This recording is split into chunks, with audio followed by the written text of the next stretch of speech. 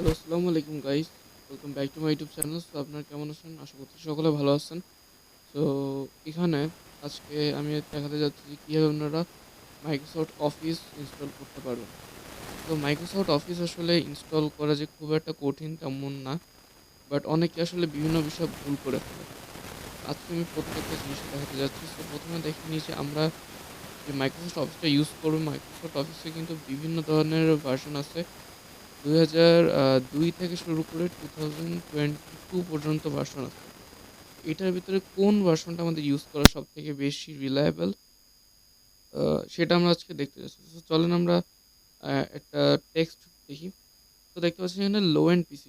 লো and পিসি কোনগুলো? So যেগুলো হচ্ছে যেগুলোর RAM হচ্ছে 1.5 জিবি অথবা 2 জিবি অথবা 3 জিবি অথবা 4 জিবি। এখন আপনারা নিজের RAM কিভাবে চেক করবেন? তো এটার জন্য আপনাকে দিস পিসিতে যেতে হবে অথবা মাই কম্পিউটারে।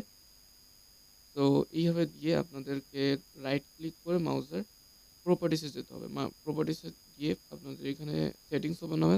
সেটিংস ওপেন হওয়ার পরে এখানে আপনাদের কম্পিউটারের প্রত্যেকটা ইনফরমেশন দেখতে পারবেন। তার ভিতরে এটা দেখতে পারবেন যে ইনস্টলড র্যাম। ঠিক আছে? ইনস্টলড র্যাম তো দেখতে পাচ্ছেন আমারটা হচ্ছে 8 জিবি। ঠিক আছে? তো আপনাদের যে কোনো একটা থাকতে পারে। সো এটা আমরা এইভাবে আমাদের র্যামের পরিমাণটা জেনে ফেললাম। সো আমারটা হচ্ছে 8 জিবি। তো আমরা এখানে দেখতে পাচ্ছি যে যদি আমাদের কম্পিউটারে 1.5 জিবি অথবা 2 জিবি অথবা 3 জিবি 4 জিবি থাকে তাহলে সেটাকে ধরা হবে লো এন্ড পিসি। সেই ক্ষেত্রে আমরা ইউজ করব মাইক্রোসফট অফিস 2007টা, যেটা কিনা এই সালের কম্পিউটারদের জন্য, মানে এই জিবি র্যামদের জন্য এটা হচ্ছে রিলায়েবল। দেন আসতেছে মিডল এন্ড পিসি। এটা হচ্ছে 6 অথবা 8 জিবি। সো আমারটা যেহেতু জানছেন যে আমারটা 8 জিবি র্যাম। সো আমার জিবি এবং 6 জিবি এটার জন্য কিন্তু মাইক্রোসফট অফিস 2013 অথবা 2016 এটা হচ্ছে বেশি রিলায়েবল। ঠিক আছে? এবং আমি যদি চাই যে 2007 ইউজ করব, আমি সেটা ইউজ করতে পারবো। যদি আমার র্যাম 6 অথবা 8 জিবি হয়, আমি 2007, 2013, 2016 ইনস্টল করতে পারবো।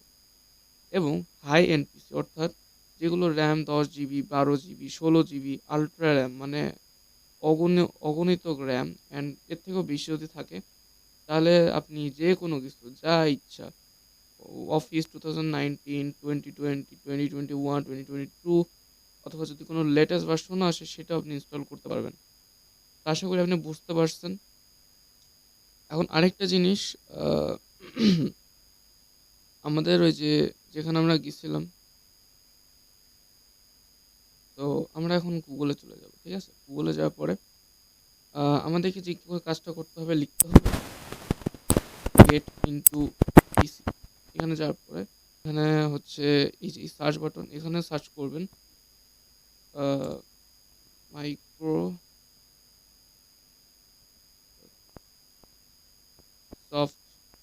অফিস। এখন আপনি যেই সালেরটা আপনার কম্পিউটারের জন্য রিলায়েবল সেইটা আপনি এখানে দিবেন। যেমন আমি আমার জন্য রিলায়েবল হচ্ছে 2016-এরটা।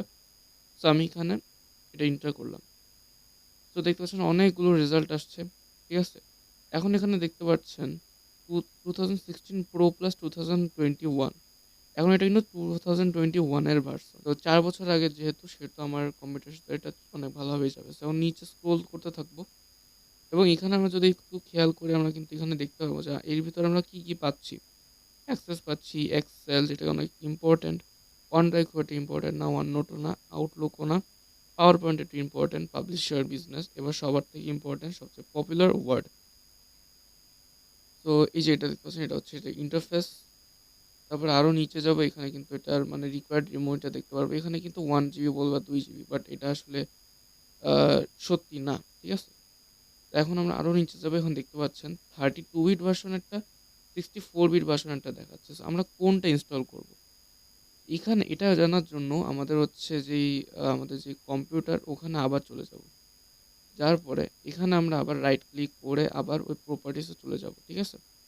প্রপার্টিসে চলে যাওয়ার পরে এখানে দেখতে পাচ্ছেন যে প্রসেসর কই গেল, এই যে সিস্টেম টাইপ, অথবা আপনি যদি উইন্ডোজ 10 ইউজ করেন তাহলে প্রসেসরের দিকে দেখতে পারবেন যে কত বিট প্রসেসর।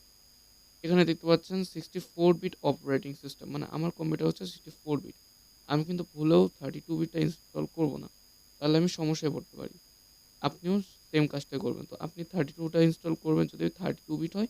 আমি 64 বিট ইউজ করতেছি যেহেতু আমারটা 64 বিট। তো আমি এখানে ইউজ করলাম অ্যান্ড এই যে দেখতে পাচ্ছেন অনেক কিছু আসতেছে। যেখানে আমাদের ওয়েট করতে হবে, কিছু সেকেন্ড ওয়েট করতে হবে, ঠিক আছে? তো দেখেন এটা একটু কপি করে নিলে ভালো হয়। এটা হচ্ছে আমাদের এই একটা জিপ ফাইল আসবে। এই জিপ ফাইলটার মানে পাসওয়ার্ড, এটা খুলতে হলে পাসওয়ার্ড লাগবে। এটা কিন্তু একটু ইম্পর্টেন্ট, এটা কপি করে রাখতে পারেন। তো এই যে ডাউনলোড নাও চলে আসছে 10 সেকেন্ড পরে। তো আমি এটাকে ডাউনলোড নাওতে ক্লিক করে দিলাম। তো এখন দেখেন এই যে একটা ফাইল শেয়ারিং ওয়েবসাইটে চলে আসছে অ্যান্ড এই যে দেখতে পেলেন যে আমার এই যে কম্পিউটার এখানে হচ্ছে এই যে এখানে ইনস্টল হওয়া শুরু হয়ে মানে ডাউনলোড হওয়া শুরু হয়ে গেছে। তো দেখতে পাচ্ছেন এটা হচ্ছে 1.9 জিবির আশেপাশে, ঠিক আছে? তো যেহেতু 2016-এরটা এই জন্য 1.9 জিবিরটা হলে কোনো সমস্যা নেই। যেহেতু আমার 8 জিবি, সেহেতু 1.9 জিবি চলে গেলে কোনো। তো গাইজ অনেকক্ষণ পার হয়ে গেছে। তো আমি যখন তৈরি করছিলাম মানে যখন ডাউনলোড স্টার্ট দিছিলাম তখন প্রায় কয়টা বাজে জানি ছিল। তো মানে আমার ডাউনলোডটা আরো অনেক আগেই হয়ে গেছে, বাট আমি আসলে ঘুমাই গেছিলাম। তো এখন আসলে আরেকটা বিষয় আমি আসলে বলতে ভুলে গেছিলাম যে যে গুগল ক্রোমের যে ডাউনলোড ম্যানেজারগুলো আছে সেগুলো এত বেশি পাওয়ারফুল না। যেমন মানে ফায়ারফক্স যেগুলার আহ, মানে ডাউনলোড অপশনগুলো এত বেশি পাওয়ারফুল না। কোনো কিছু ডাউনলোড করা গেলেও খুবই একটা বড় ফাইল ডাউনলোড করা অনেক অসম্ভব ব্যাপার। তো এখানে যে দেখলে বুঝতে পারবা যে আমি ডাউনলোডস যদি যাই তাহলে দেখতে পারবা যে এটা আমি হচ্ছে 3 বার রিজিউম করছি, বাট তা বারবার এটা ফেইল হয়ে গেছে। এই যে নেটওয়ার্ক ফেইলিয়ার দেখাচ্ছে। এই জিনিসটা আসলে তুমি যদি গুগল ক্রোম বা ফায়ারফক্স বা যে করো তাহলে এটা তোমার সাথেও 100% শিওর থেকে হবে। তো এটা থেকে রেহাই পাইতে হলে তোমাকে এই যে ম্যানেজার ইন্টারনেট ডাউনলোড ম্যানেজার অথবা আইডিএম এইটা ইনস্টল করতে হবে। এই জিনিসটা তোমাকে অ্যাপ সফটওয়্যার ইনস্টল করতে হবে। আর আরেকটা কাজ হচ্ছে এইটার যেই মানে এটা গুগল ক্রোম এক্সটেনশনটা আছে ওটা ইনস্টল করতে হবে। এর ফলে তুমি হচ্ছে মানে বড় ফাইল অনেক ইজিলি ডাউনলোড করতে পারবা। তোমার গুগল ক্রোমে যদি হচ্ছে ধরো একটা তোমার কাছে অনেক ভালো নেট আছে, এই বড় বড় ফাইলগুলো গুগল ক্রোমের ডাউনলোড ম্যানেজারে যদি ইনস্টল করতে চাও তাহলে অবভিয়াসলি তোমার 80 থেকে 90 MBPS এর মানে ইন্টারনেট ডাউনলোড স্পিডটা লাগবে।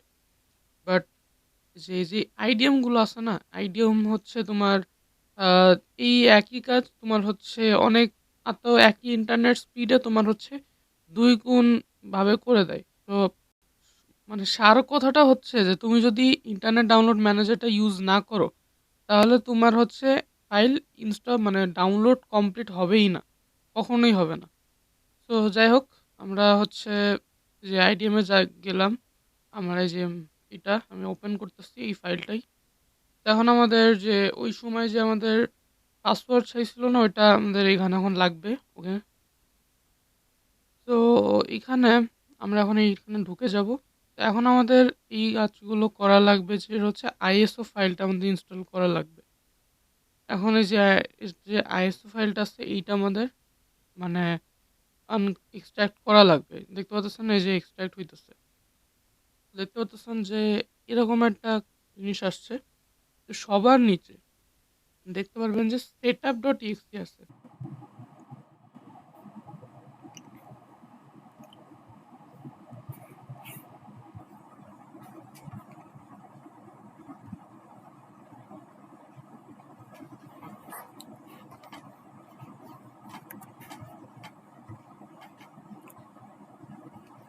তো এখন দেখতে পাচ্ছেন যে আমাদের তো এইভাবে আরেকটা কথা আমি বলে দিতেছি যে আমাদের যে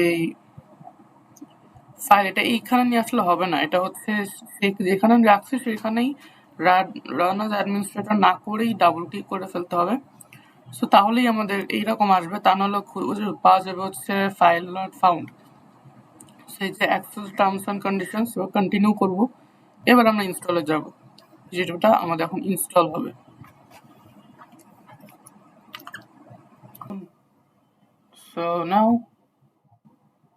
সো এখানে আমাদের দেখতে পাচ্ছেন যে আমাদের এটা ইনস্টল হয়ে গেছে successful.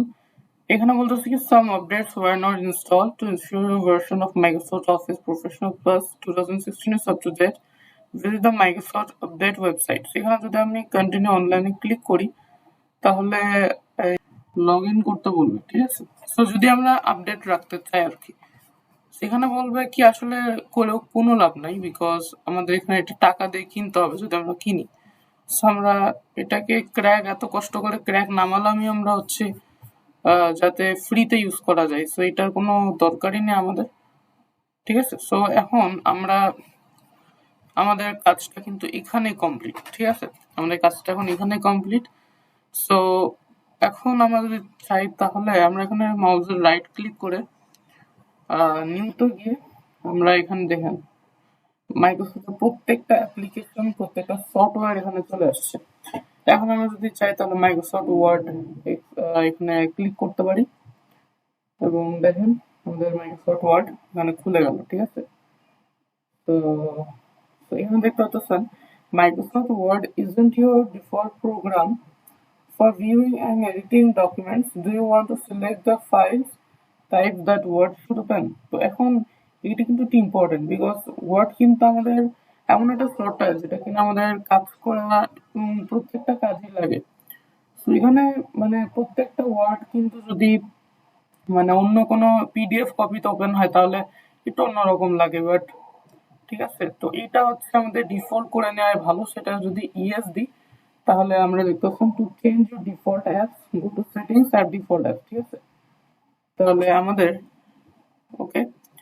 So first thing first, বলতেছি install updates only, install important recommended updates for Office, Windows and other websites, software, sorry. এখন আমরা যদি এটাকে করি তাহলে হবে। তো এখন আমরা accept করতেছি। এখন ধরেন আমরা এটাকে হচ্ছে ডিফল্ট করে দেব। এইখানে যাওয়ার পরে তারপরে আমাদের অ্যাপসে যাব, যেটা হচ্ছে আমাদের অ্যাপস, তারপর ডিফল্ট অ্যাপসে যাওয়ার পরে যেটা একটু লোড নিবে, আমাদের সময় লাগবে। ওকে, এখন এখানে তো অনেক কিছুই আছে। এখন যেই মাইক্রোসফট ওয়ার্ড এটা আমাকে খুঁজতে হবে। তো এখানে যদি আমি ওয়ার্ড সার্চ করি, যে ওয়ার্ড 2016, এইটা হচ্ছে প্রত্যেকটা জিনিস কিন্তু ওয়ার্ড 16 আছে আমাদের, ঠিক আছে। সো ডিফল্ট যে কোনো টাইমে এখানে ইনস্টল করতে পারি। সো এখানে অনেক রকমের অপশন আছে। সো ডিফল্ট কেন বললো এটা তো আমি বুঝলাম না। সো ওকে, সো এখানে তার মানে আমাদের ওয়ার্ডটা মানে অলরেডি আমাদের ওয়ার্ড হচ্ছে ডিফল্ট মানে সফটওয়্যার। আশা করতেছি আজকের ভিডিওটা আপনাদের সকলে ভালো লাগছে, এবং যদি ভালো লেগে থাকে তাহলে আমার চ্যানেলটা অবশ্যই সাবস্ক্রাইব করবেন, এবং আর কিছু তো বলার নেই। আল্লাহ হাফেজ গাইস।